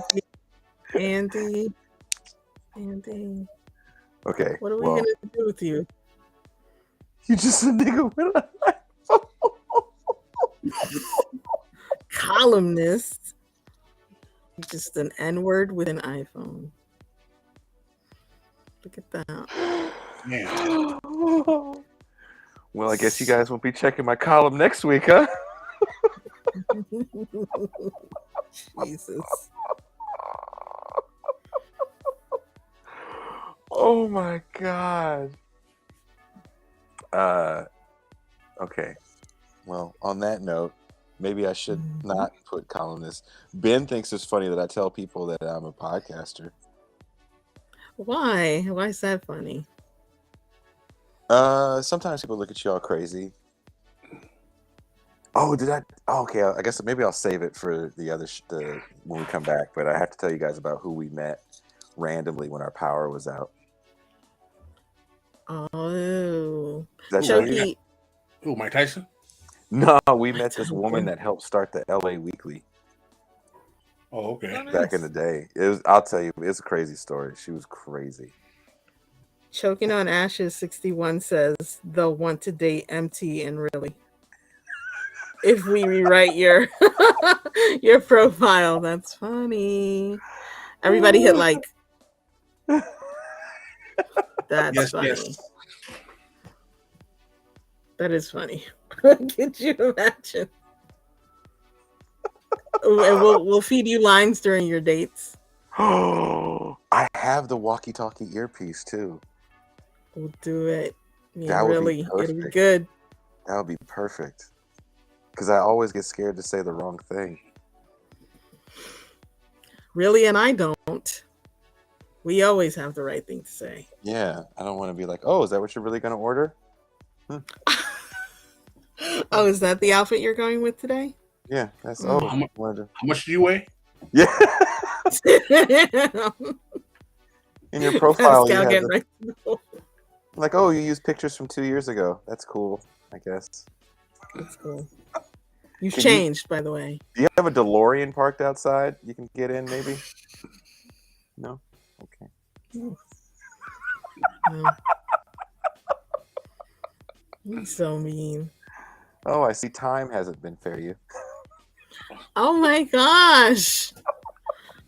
Unless you've been very stressed the past 3 months, Susan. Yeah, Jesus. When did you take that picture? High school?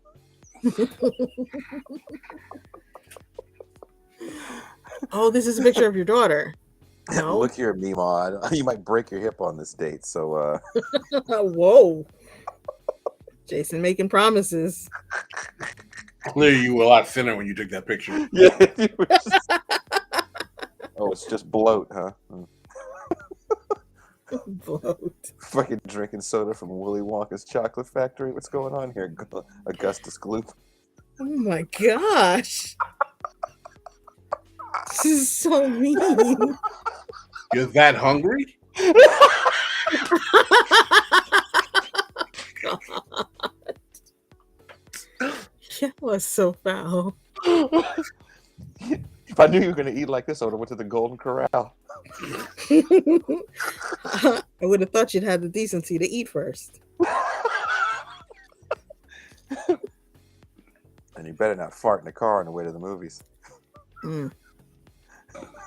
No, you cannot order the lobster and the steak. I mean, you can, but I'll be leaving half an hour before you. just let you know, ma'am, there's 2 sides of this menu.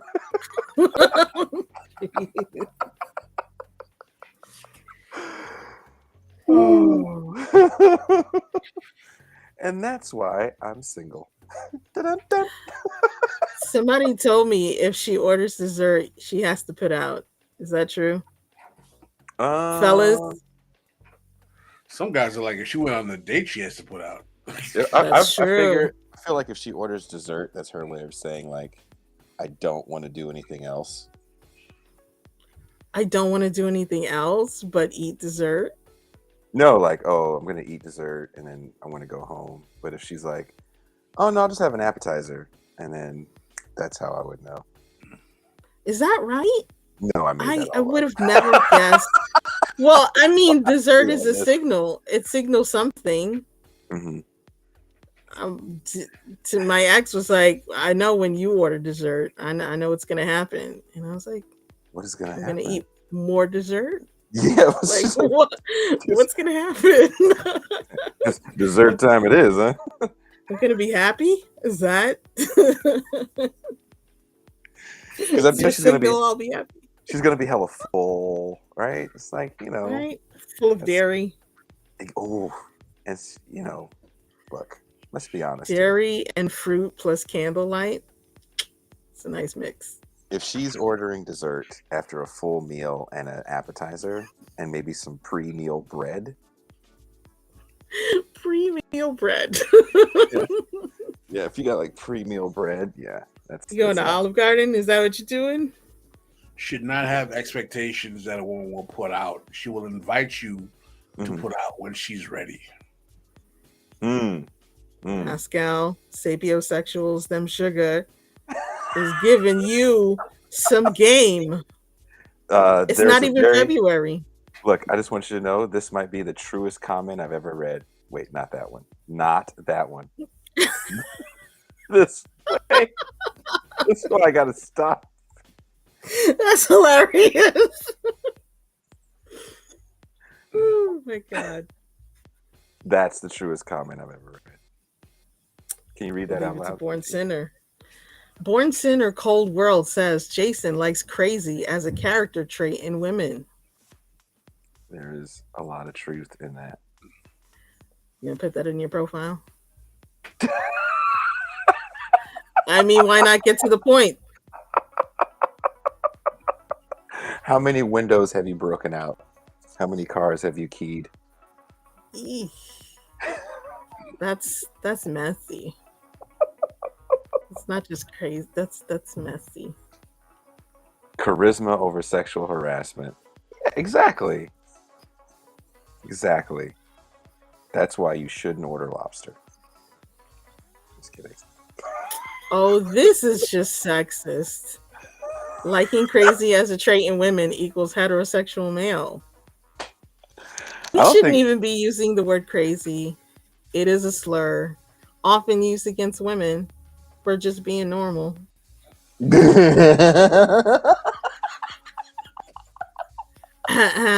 For just being normal.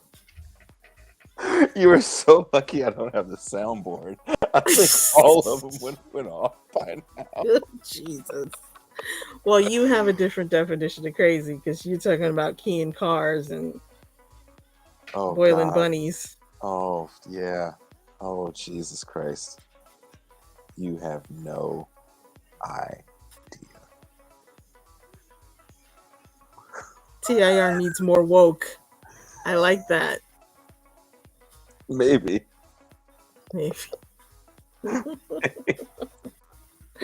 Maybe Doctor's got all the hits. You know what? Definitely going to be a little more woke for the live show. Like, this is not live show talk. More like TMI. That's funny. I love this. Someone says, I've never keyed a car before. You should try it. It's liberating. Really? So says the women that have keyed mine. Oh my gosh. Walked away from that shit like Sally Field and Norma Ray. Terrible. On that note. Okay, can you guys hear me? Mm-hmm. Yes. Okay. All right, on that note, thank you guys. I look forward to seeing y'all in New York. MT, I'll see you tomorrow afternoon. Mm-hmm. And again, I really will be loitering out front of the venue beforehand, hopefully with Andy William, because he's one of the funniest people I know. You know who just told me he's coming? Who? Marcus. A word? Really? Mm-hmm. Right. Mm-hmm. Is he being Winston? No. Who Winston on a leash? Marcus brought a cat on a leash. I try to punch him. That would be so dope. Why do you want him to look like a supervillain walking down Manhattan? So yeah, Supervillain. I have to go make sure that everybody can get in, and yeah, make sure you say what's up to me when you see me loitering outside, Andy. And we are out.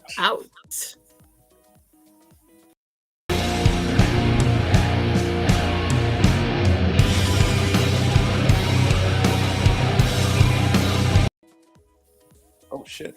What happened? I don't know. Are we off? I don't know. I think I fell off the bed or something.